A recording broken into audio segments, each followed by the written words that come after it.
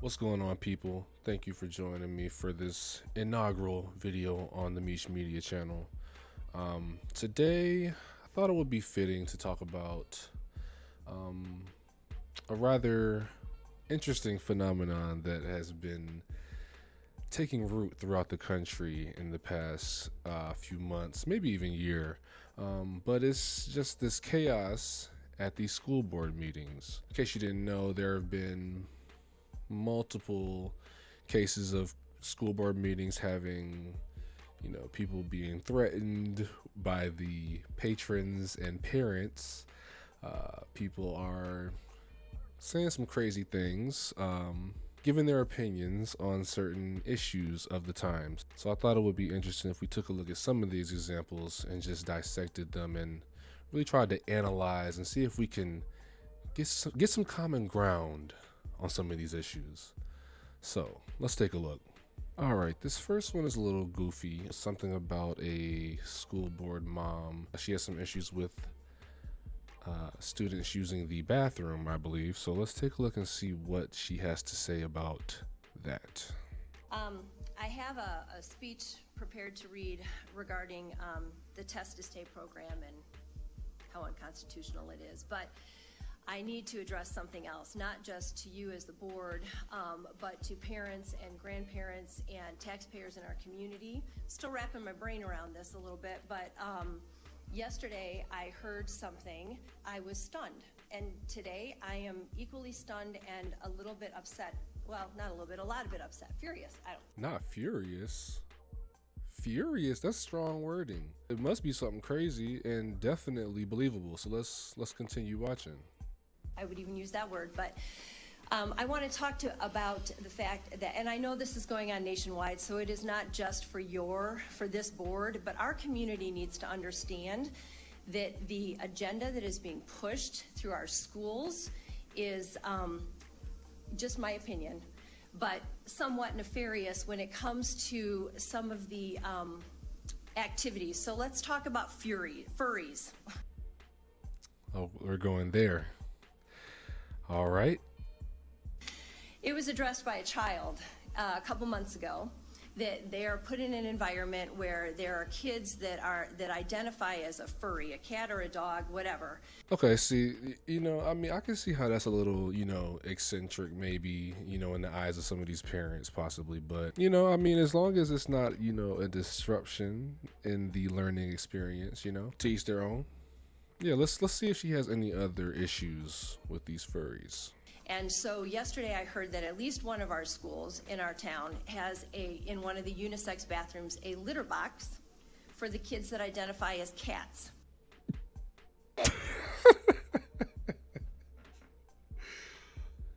Excuse me? I beg your pardon? A litter box? A litter box. I don't even know if that is even plausible, honestly. And I am really disturbed by that. And I will do some more investigation on that. I know it's going on nationwide. Nationwide. We got cat litter boxes in the bathrooms now in public schools. This is news to me. What child pranked this woman? Her children had to have pranked her. There's no way she came up here. The fact that she really brought this to the school board with no sense of self-reflection on whether this could be a ruse, a bamboozle, if you will. But we're just gonna state this as fact.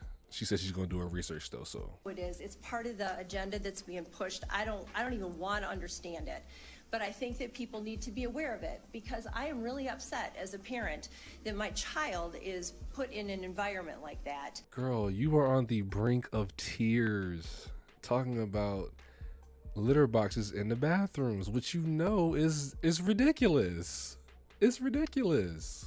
And I'm all for creativity and imagination, but when someone lives in a fantasy world and expects other people to go along with it, I have a problem with that. So I'm just putting that out there. I will investigate more. It's like she really just came in here with the weakest straw man she could find to argue against. I guess this was an analogy for the whole gender debate, and it's like, why did you waste your time bringing up this issue about a litter box, and you don't even know if it's true? You just said you had to do some more research.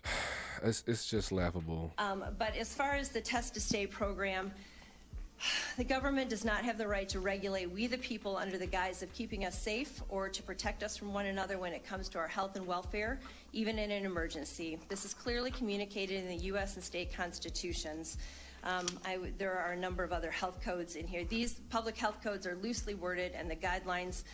I like how she just goes back to regular business, like she didn't just proclaim that there were litter boxes in the student bathrooms. So I like how she just glossed over that, like that was just a little, just a little tidbit, like it wasn't just ridiculous on his head. He's just worried about the wrong things, ma'am. There are other issues. I have no words.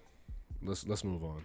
All right, so this next one is also a little bit eccentric, is the word we're going to keep using. She takes it to another level in the incoherent department. So let's see what's bothering this woman. I'm from Overland Park, and I'm here for the children.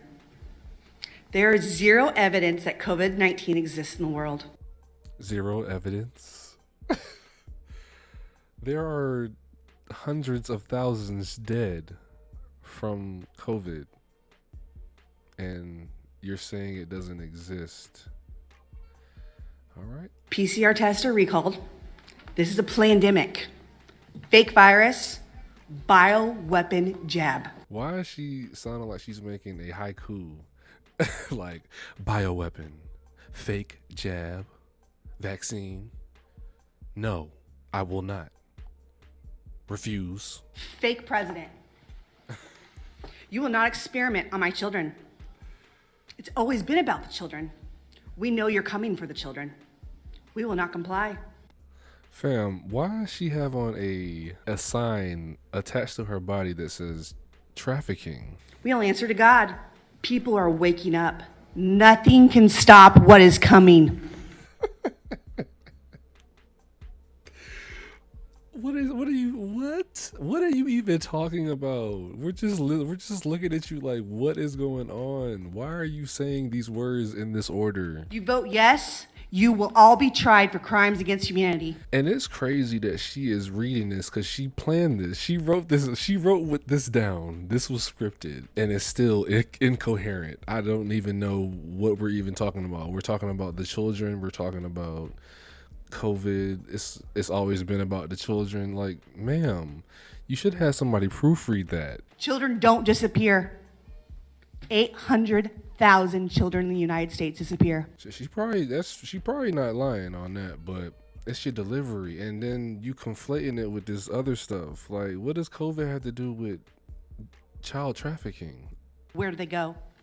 Human trafficking is the real pandemic. The mainstream media doesn't cover it. There's no virus. The media is the virus. The politicians, Hollywood, are all involved. Please vote no today. I'm begging you. I want you to think real hard about these children. Trump won. Drops mic. Like, that's how you ended it. Yo, I cannot believe this woman really came up here with a scripted rant and did not say one thing worth saying. It wasn't even a good rant. Like, it was funny. Yeah. What does this sign say? I cannot. Let's just move on. So I think this next one would probably, I wouldn't do it justice by introducing it. So I just think we'll just play this one and just take a look at what this woman has to say. All right, well, I'm just thankful that y'all don't have the ability to make a mask mandate. And tonight I was going to talk about the need for a second high school, but I was sidetracked by, for the boys, or the idea of a Mexican is a Mexican is a Mexican. Oh, we coming in hot. Take her out back, we boys figured, then hand on the... Put it in her coin box, put it in her cornhole, grab a hold of that braid. Is she rapping? Rub that calico. You can find that on page 39 of the book called Out of Darkness, which you can find at Hudson Bend Middle School and Bee Cave Middle School. All right, not gonna lie, I had to Google cornhole because I have the game in the back of my yard.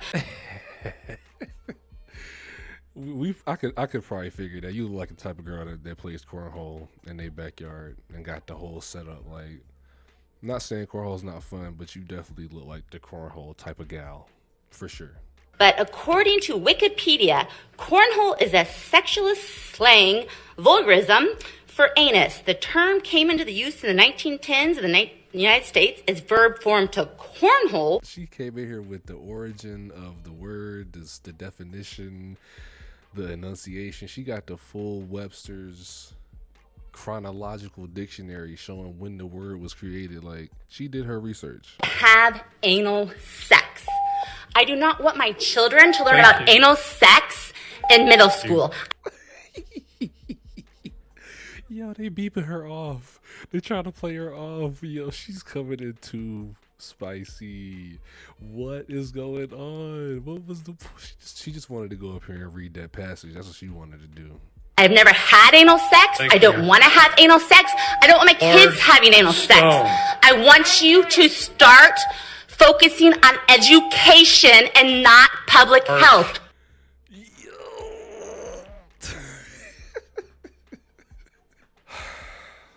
What? Why are you... What are you talking about anal sex? What children are doing this? Where is this? What school is this? And what is... I don't even have... I'm speechless. Stone, you're on. Yo, they really turned her whole microphone off. Supposed to be educating our children. She's just screaming. She's just yelling at the top of her lungs. Like, she says she doesn't need the mic. She's gonna say what she has to say. Thank you, Ms. Bell. Yeah, I don't even know where to start with this one.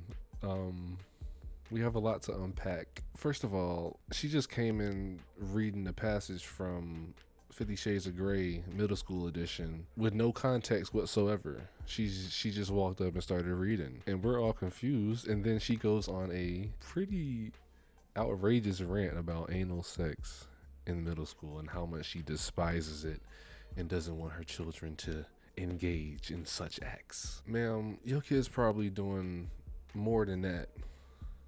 Well, middle school, they will be. They probably know what it is, though. So them reading about cornholes is not gonna change their course of direction. So it's just laughable. The outrage is just... The outrage is always unwarranted. I mean, what else? What else can you do but be mad about nonsense? You have nothing else to talk about, obviously. So, all right, I think that's enough of that. I need to go meditate after that, because it's just my stress levels have just increased a bit going through these videos. But just want to thank you all for watching, tuning in. This being my first video, we're gonna work out the kinks, practice a little bit, get a little comfortable with the system. So, but let me know in the comments if you have any other ideas for any videos to do, any topics, any suggestions. Let me know. But until next time, stay frosty, my friends.